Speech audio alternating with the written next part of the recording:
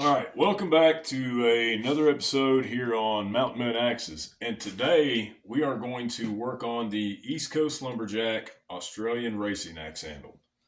We are going to prepare it for its new life with a modified Council Tool jersey on it. So, as you can see, I've modified this Council Tool jersey into being what Nate over at Iron Ox Axe and Tool likes to call a Johnny. So instead of a Connie and a jersey, you've got your Johnny. And so I like it. So we're just going to do a little bit of woodworking here and just take this handle down just little by little.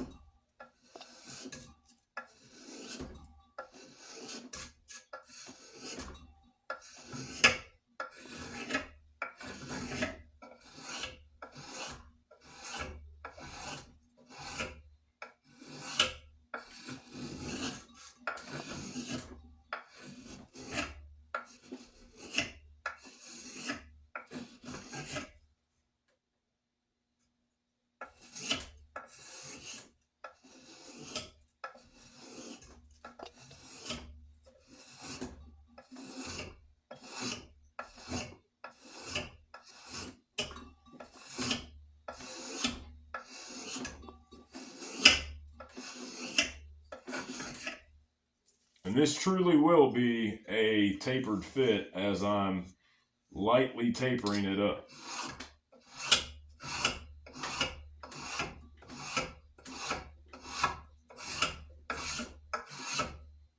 I've got a mark here that shows me where I need to stop.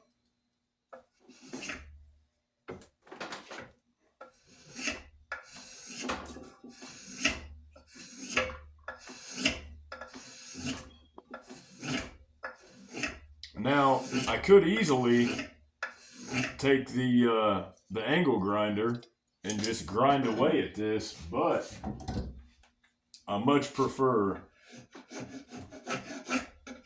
the draw knife and the spoke shave.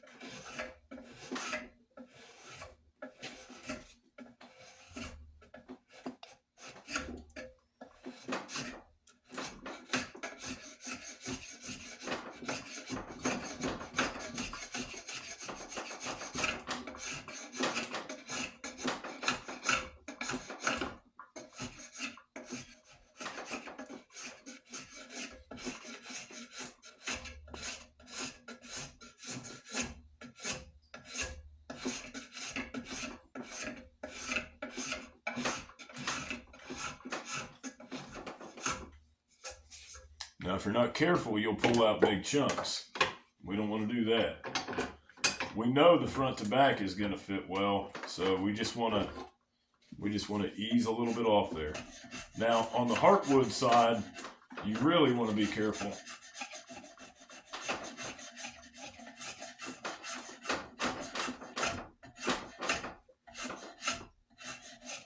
So what I do is I don't grip this with a death grip. I just lightly grip it, and I don't grip it here either. So you guys will notice when you see me draw knifing, I grab right here. And so I get more control like that. I can lightly grip it. I can slide it down this way, ripping slices off.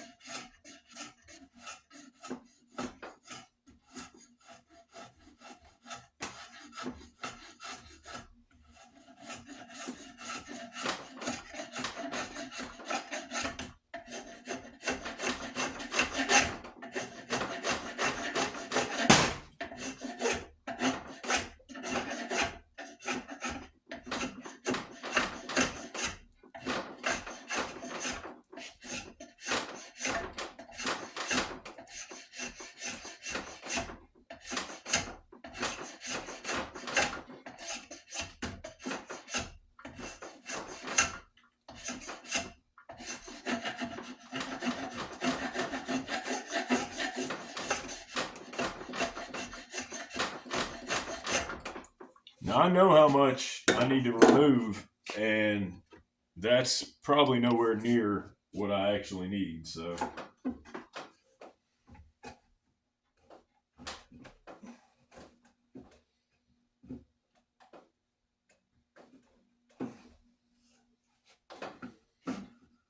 now, as you can see, I need a fair amount more of this area right here. So we're going to continue to work on that area. I'm going to see if the spoke shave has anything to say about it. That's one thing I love about the spoke shave is it's really, you can really hone in on one area of your eye with a spoke shave. Whereas a rasp, if you're using a rasp, you can over penetrate, go one way, too far. And it's really hard to just get a micro spot with a rasp. Whereas with your spoke shave, if I just want to get this one strip, I can.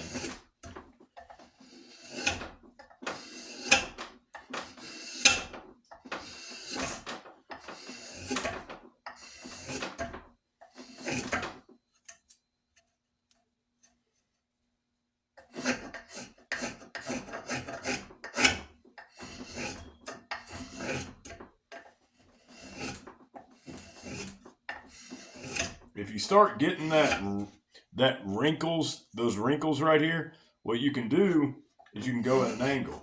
See how I'm going at an angle there? I'm working it at an angle, and what that does is that kind of prevents me from getting those ripples.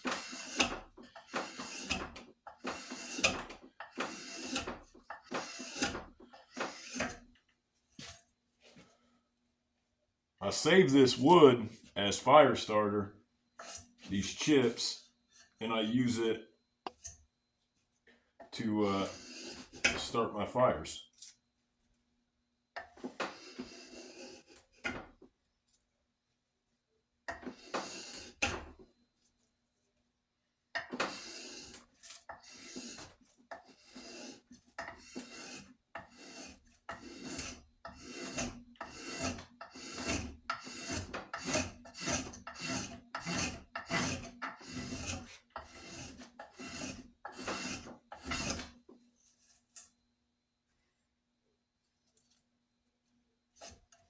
Okay, now that I've got a good base there, and I've got this lip I need to take off, I'll go ahead and do that.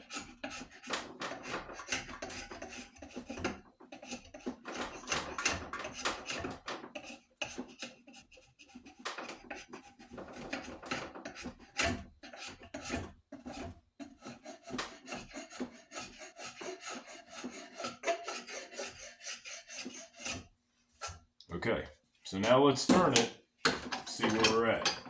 There's a lot of working with the wood and with the handle and with the eye to get it right where you want it. Whereas if you take a grinder to it, you might be able to get it worked up in a little bit quicker amount of time. But at the end of the day, you're not going to get, I don't think, as accurate of a fit. And on top of that, you're not going to get the fulfillment of knowing that you hung it by hand, that this is a hand fit axe. And so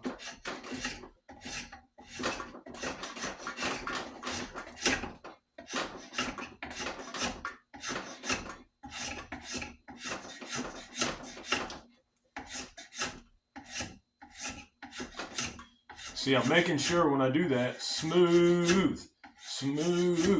Now that is a smooth pass. This still has hills and valleys, and that's fine.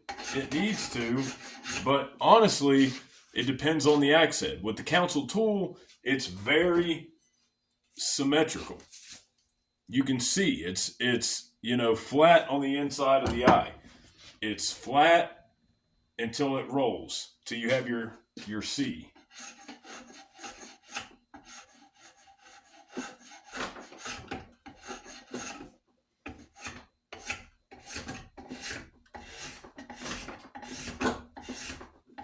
So I know what shape I'm going for.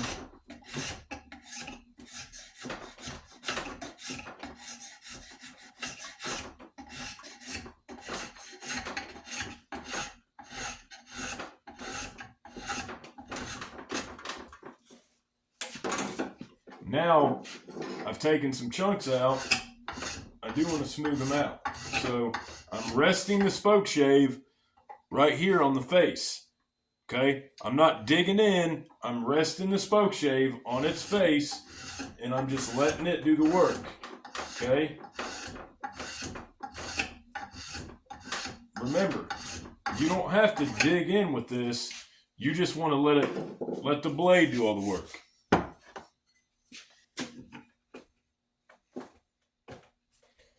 So at least I'm starting to get some indentions.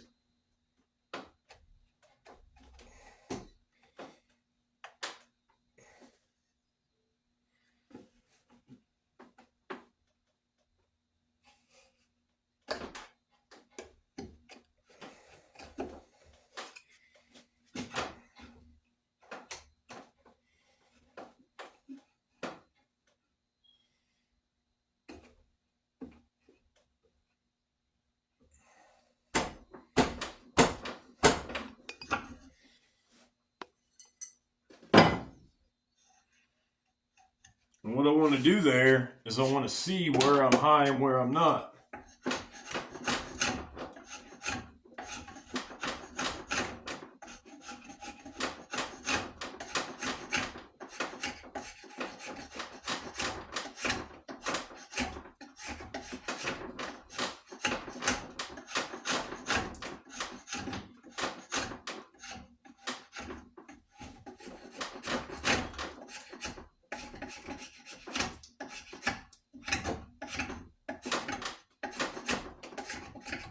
Even if it's just to get it started, that's more than I have right now. So if I can get it started,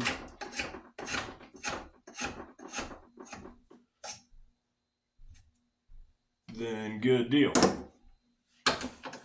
Remember, keep flipping it because you don't want to have one side, you don't want to end up with one side that's really, you've taken a lot of material from, and then the other side you haven't. And then you end up with an axe that's turned to the left or to the right.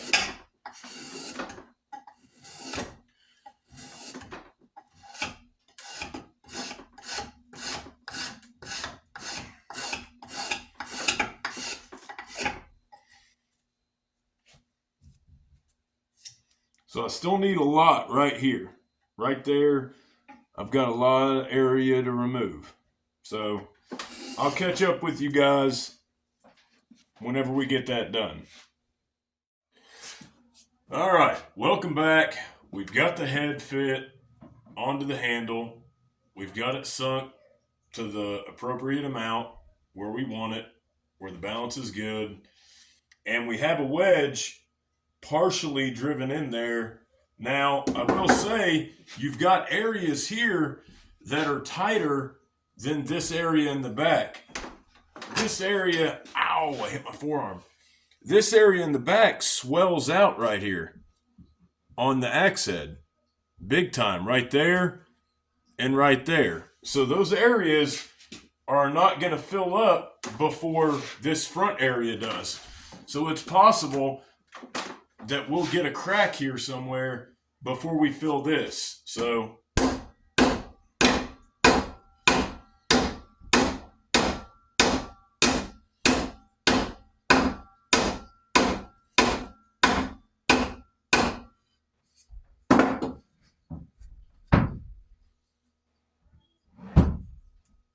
now,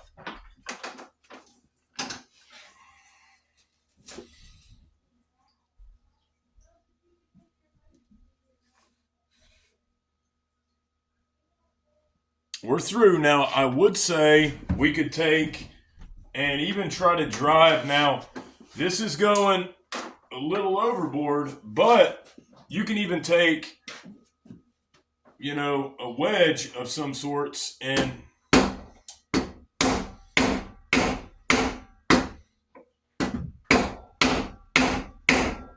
continue to drive it past that point. But I think we're home and we are where we need to be. So we're going to stop it right there. Now, against my better judgment, I didn't use any glue. All I used was a little BLO to lubricate the situation. So we're going to bring you in.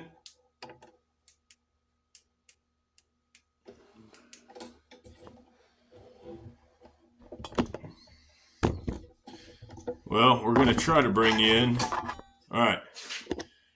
So let's take a look. We're going to chop it right about there.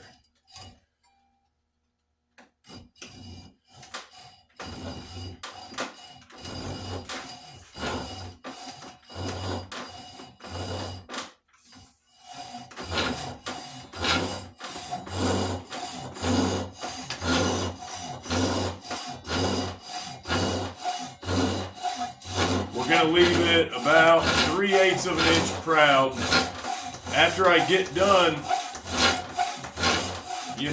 flattening this out, this cut, I might rasp it.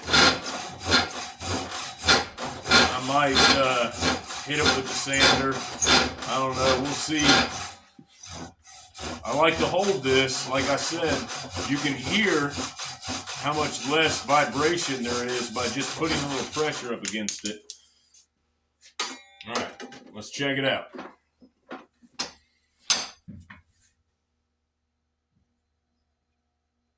Got a little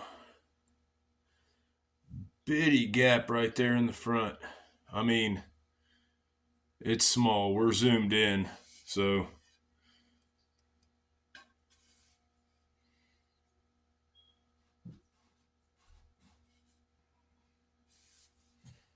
absolutely nothing in the back. We're flush back here.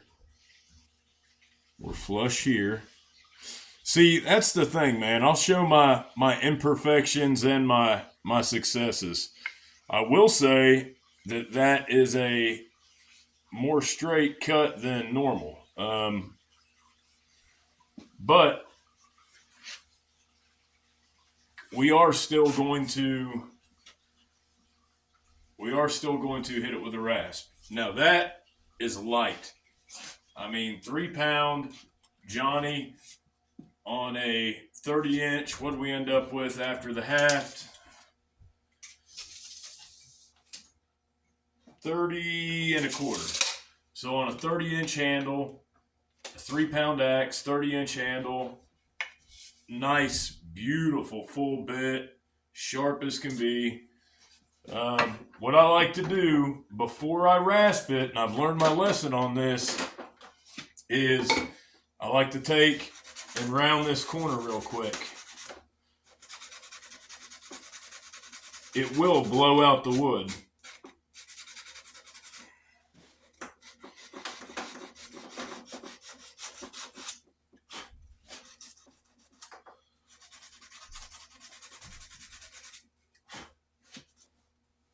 All right, so we do need to take a little bit off the front.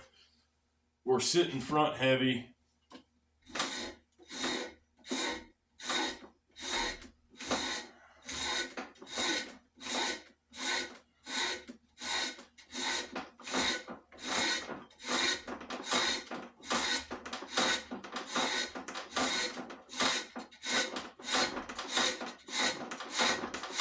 I love that little bit of heartwood coming through.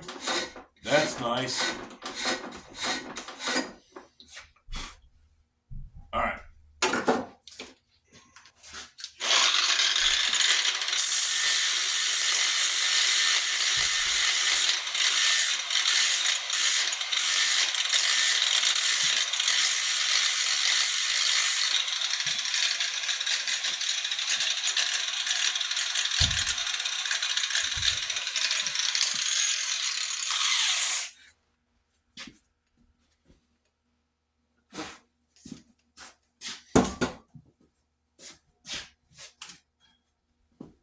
Take our brush,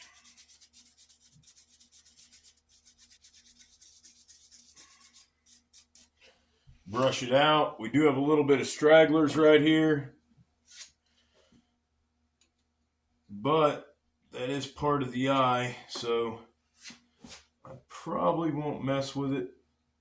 Yeah, that's part of the eye. I will not mess with that. What I will do, though, however, is give it a quick little sand.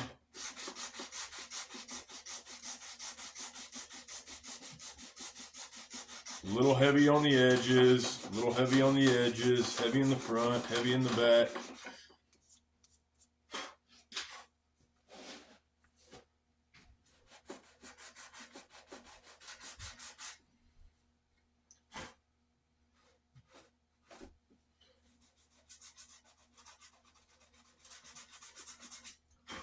I'm just chamfering this edge.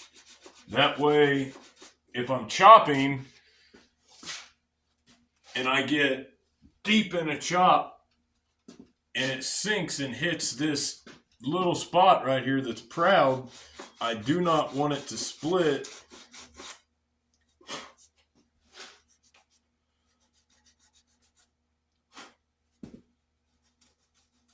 This little back corner is always hard to get without hitting your axe head.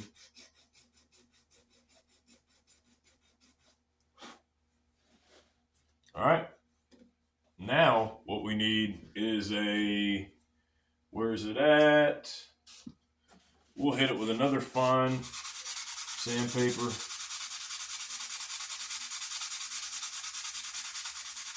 A finer grit sandpaper.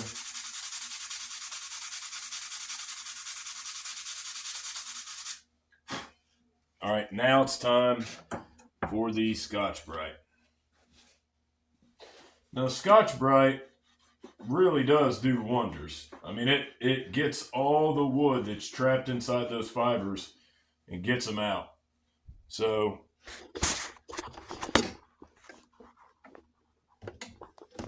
hang tight.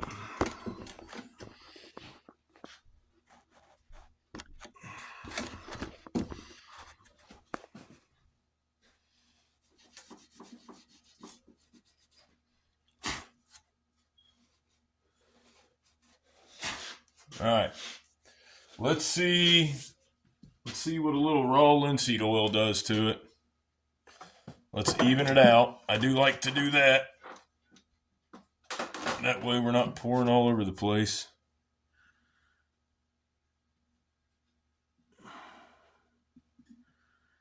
Let's see which way it flows and we'll adjust. Looks to be pretty even.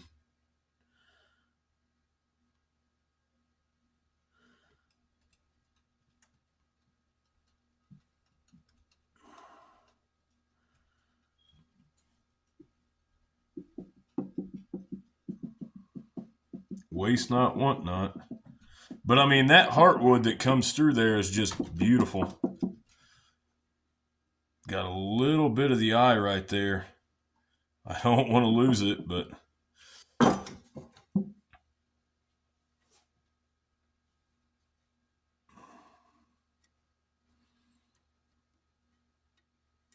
it's gone. It's just too much pressure for it. What do you think about that? I mean, that's beautiful. All right, let's go ahead and let's oil it up. But first, we'll take our Scotch-Brite to it.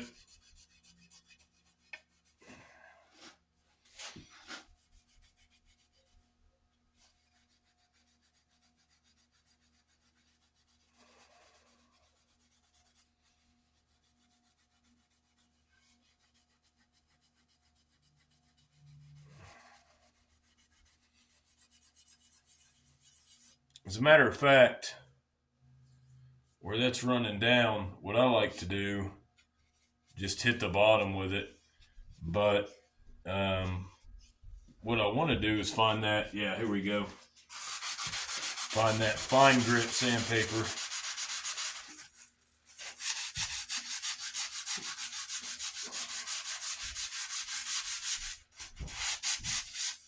Because it's a sponge, it really allows you to kind of mold it to what you want.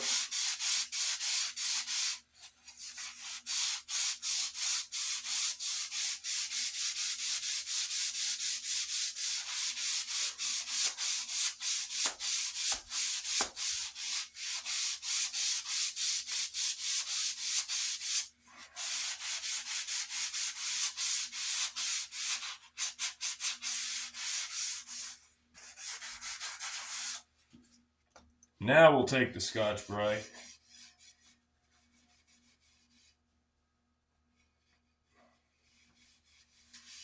Clean it up with that.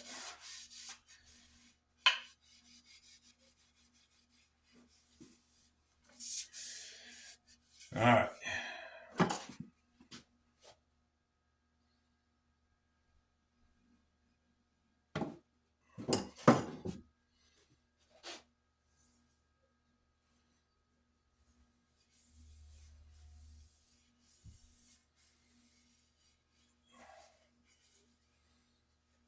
I'm putting a good lathering on it.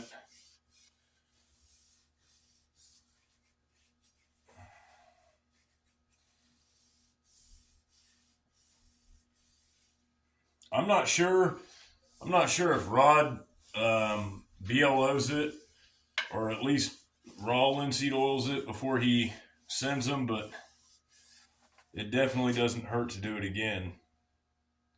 Just a phenomenal looking handle. I mean, and we're dead straight. We're right on, so this thing's going to be crazy accurate.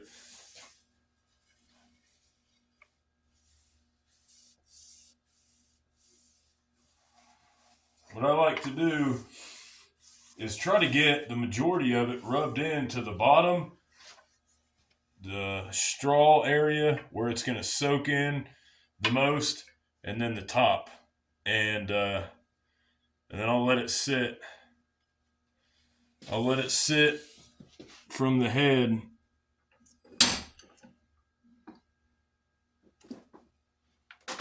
and hang out for a minute.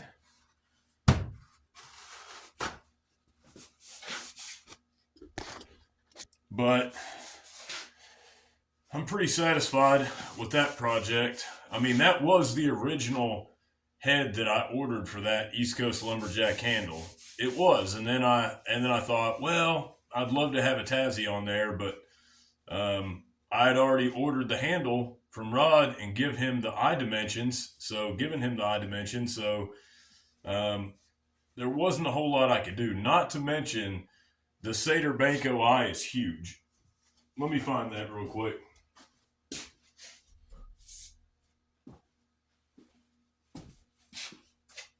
I mean, that's a big eye. The opening of this is just gigantic. So it's a big axe. It's a heavy axe. It's over 7 inches long. And so that in of itself is pretty big. I've never had one on one of these Amish handles. I will say I do like the lighter weight of the Connie on them better, but I've not done a ton of swinging with this one yet. Just split a few things. So let me fill you guys in.